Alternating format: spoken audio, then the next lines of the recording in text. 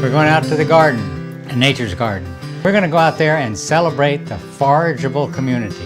There's also a larger community that includes all the plants and animals, as the Native Americans say, all our relations, and we're a part of it all.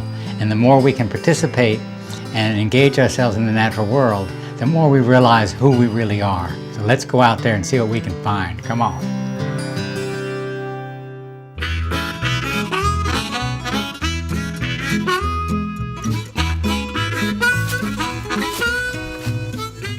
These are chanterelle mushrooms. Chanterelle mushrooms are fairly easy to identify, but you always need to compare them to pictures in a book, the descriptions in a book if you're going to do it. You can't do it just on what I tell you here. And what's unusual, they kind of look a little like a regular mushroom. They're kind of irregular shaped. When you look underneath, they don't have regular gills like regular mushrooms. They have what they call folds, because there's some people have mistaken other mushrooms that'll make you quite sick for chanterelles. But if you follow the rules, you get a lot of good eating.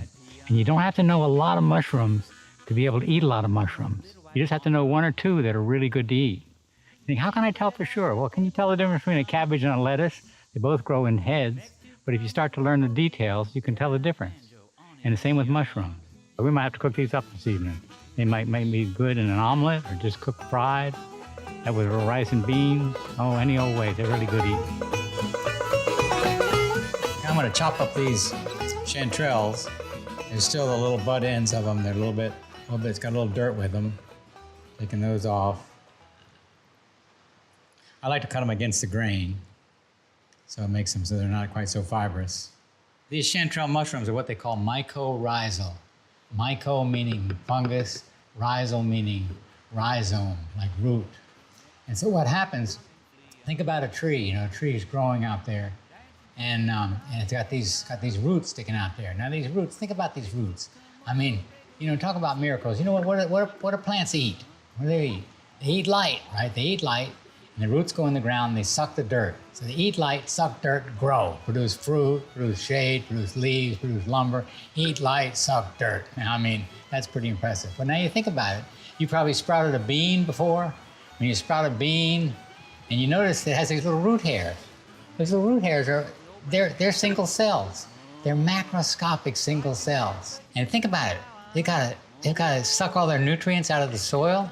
I mean, it's almost like if you took your finger and said, I'm going to see if I can suck some dirt and get some nutrients. You know, you go, you could hardly do it, you know, and the plants can't hardly do it either. And it turns out what happens is fungus, mycelia of fungus, grow into the roots, go around the roots or into the root cells, either between the cells or into the cells, and they expand the absorptive surface area of the plant hundreds of times.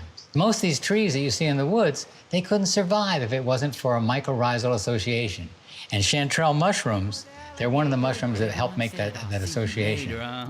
You're not supposed to eat mushrooms, even the store-bought mushrooms. You're not really supposed to eat them raw. And most edibility studies on wild mushrooms are based on cooked mushrooms. So there's some mushrooms that would really be bad for you if you ate them raw.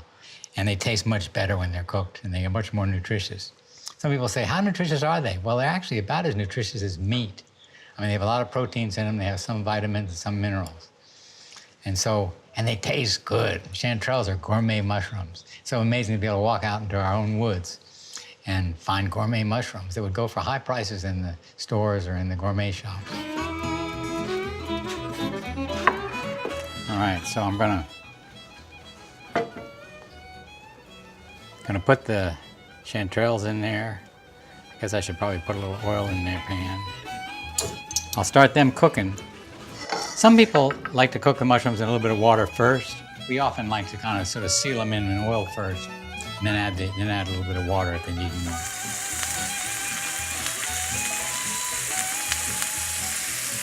They're cooking pretty well. Sometimes to make them cook more evenly, we'll put the top on, cover it for a little bit.